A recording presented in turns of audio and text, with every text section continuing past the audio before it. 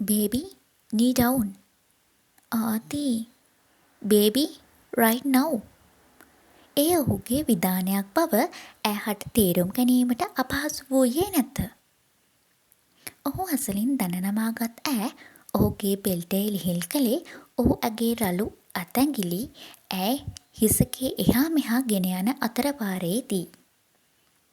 ඇගේ නෙතු එසවී ගියේ ඔහු දෙසටයි.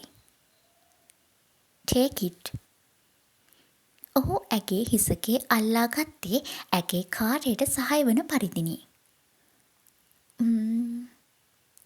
කාමරය පුරා පැතිරෙන්නේ ආවතිව්ගේ රළු සුසුම් හඬ පමණි. බේබි. ඈව සැනකින් ඔසවාගත් ඔහු ඇගේ තෙත්වන දෑස් දෙස බලා සිටියේ ඈද ඔහුගේ ග්‍රහණයට ගනිමිනි. ඇගේ කෙදිරිලි හඬ ඔහුගේ පාස රළු කිරීමට සමත් විය. කීෂ්. ඔහුගේ දෙතොල් එක් වූයේ ඇගේ දෙතොල් සමගයි.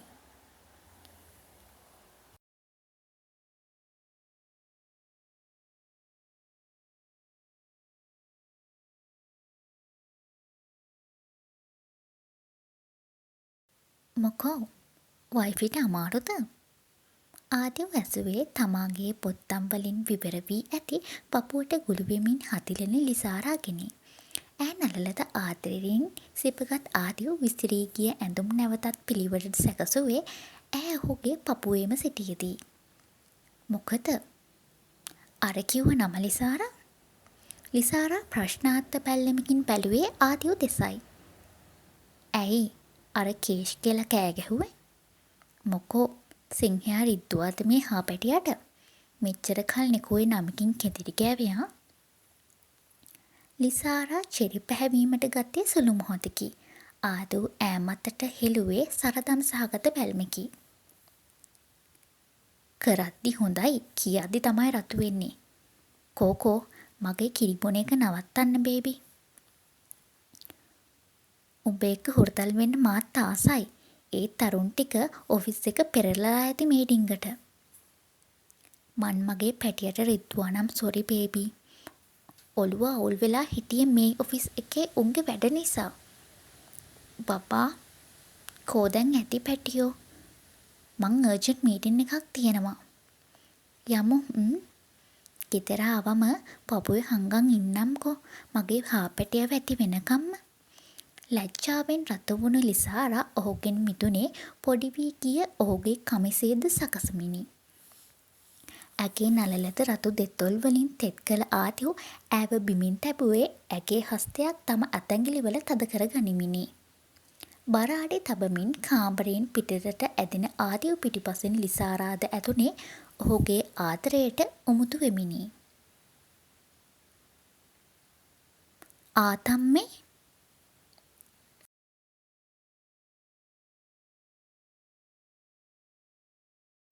පමණට වඩා වැඩි ආලේපන ගැල්වූ වේතක් පමණ දිග කෙටි ගවුමකින් සැරසුණු යුවතියක් නිවසට ගොඩ වූයේ ආදිව්ගේ අත්තම්මා දෙසද දැස් රඳවාගෙනයි. ආනේ මේ අපේ ඇමැන්ඩා දුවනේ. මං බැලුවා කවුද මේ කියලා. කොහොමද දරුවෝ ඉතින්? ආදිව්ගේ ආතම්මාගේ මුවේ ඇඳුනේ කලාතුරකින් පෙනෙන සුහදශීලී සිනහවකි.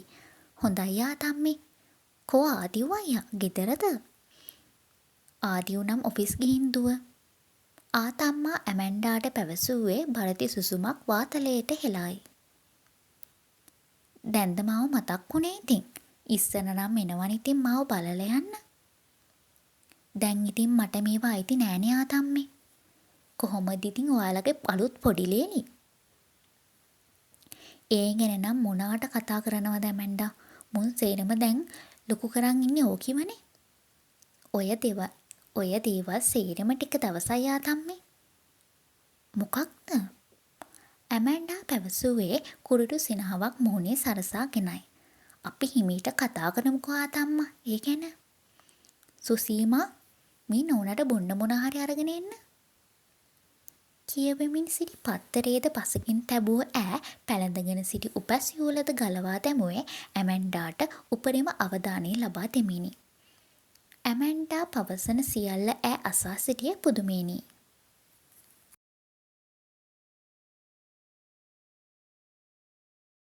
ආදි මීටින් එකට අවශ්‍ය ලිපිගොනු පිරික්සමින් සිටි ආදිව් තම දැස් එසවූයේ ලිසාරාගේ හඬිනි. ආදිව් කාලා ඉන්න. දැන් වෙලාව කීයද? දැන් ටයිම් නෑ බේබී. තව 10 මිනිත්ස් වලින් මීටින් එක. ඒත් ආදී ලිසාරාගේ දිනෙත් කඳුළු පටිලයකින් වැසීමට ගත්තේ සුළු මොහොතකි.